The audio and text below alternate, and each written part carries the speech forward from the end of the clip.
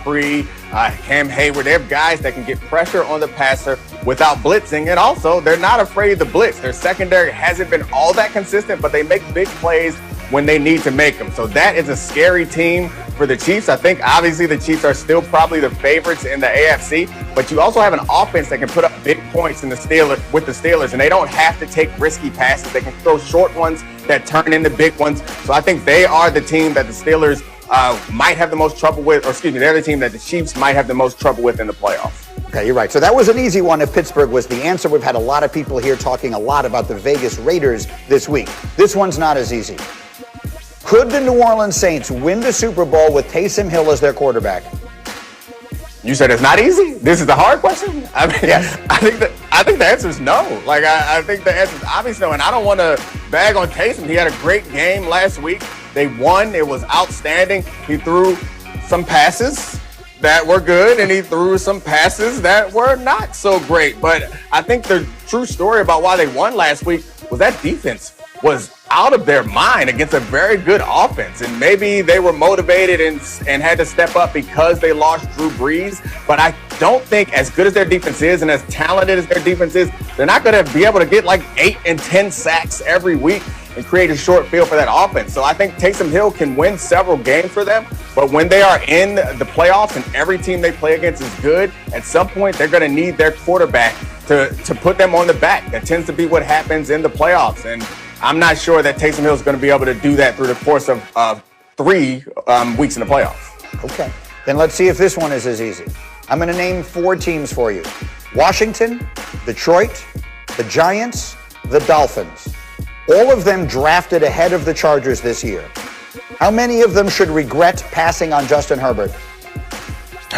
All of them except for one, I guess, and that one would be the Dolphins. The Dolphins have 4 first-round picks in the next couple of years. So if Tua doesn't work out, which I think Tua will work out, man, look at this pass. I'm sorry. I lost my train of thought. That's how I feel whenever I watch Herbert throw. He throws some of the most incredible balls. So I think that all the teams will be disappointed because Herbert's going to be great, or already is great in this league. But I think the Dolphins have a quarterback that they believe in a way that those other teams don't. And they also have 4 first-round picks in the next 2 seasons. So they can trade up and get another quarterback if they are not high enough in the draft. The rest of those teams, though, they're going to wish they had taken Justin Herbert. Bookmark this one. This is a conversation I want to come back to, you and me, a little bit later. Dominique Foxworth. Meantime, let's bring the rest of the crew in here, and let's go on the clock on a couple of other topics here. We'll put 30 seconds up, and everyone's got something to say about something interesting happening in the world of football. Desmond Howard, Mr. Heisman Trophy, I start with you. Who is your front runner to win the Heisman this year? 30 seconds. Go. Okay, Greeny, it's close now. It's like splitting hairs. A lot of people like Kyle Trask, Florida's quarterback, having a fantastic season. But I will go right now with Alabama's quarterback, Mac Jones. I mean, he protects the ball. He's 3 interceptions so far. I know that was a bad one. But he's completing 77% of his passes. They have a very strong running game. I like Mac Jones over Kyle Trask right now. But it's a close race. If we get our wish, if everything goes as scripted, the two will play against each other head-to-head. But right now, I would have to give the nod to Mac Jones. You're pretty remarkable considering all the success the Tua had there. This is the guy who winds up winning the Heisman. Next up, RC. Are the Rams a serious contender to win the NFC and make it back to the Super Bowl? 30 seconds, go. They absolutely are, Greeny. This is a complete team. This team's 4-man rush is the best in the entire league. And this young secondary led by Jalen Ramsey is flat out balling. And what we saw Monday night is that they have weapons. They couldn't even run the football. And Jared Goff was able to drop back 50 times and get a win. And Cooper Kupp was killing people. And so when you watch this team, you have to be excited. We all know how excellent their coach is, but now we see how complete of a football team the Los Angeles Rams are. And I think when you look at teams in totality, it goes New Orleans Saints, Los Angeles Rams. We could get a repeat of that championship game. Okay, and then one more, 30 seconds. Graziano, I'm told you've heard some things on this show about the Ravens this year that you have an issue with. 30 seconds, what are they?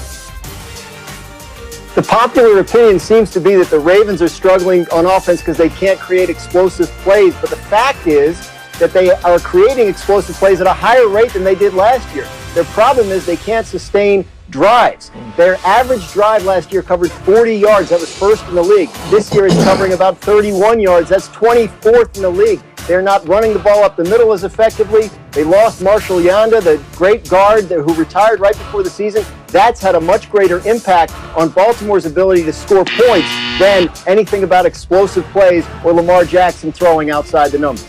And tomorrow night, if they are able to play, they'll play without their top two running backs. Guys, sit tight. Much more football as we go. But college basketball is back and better than ever tonight. Well, we hope.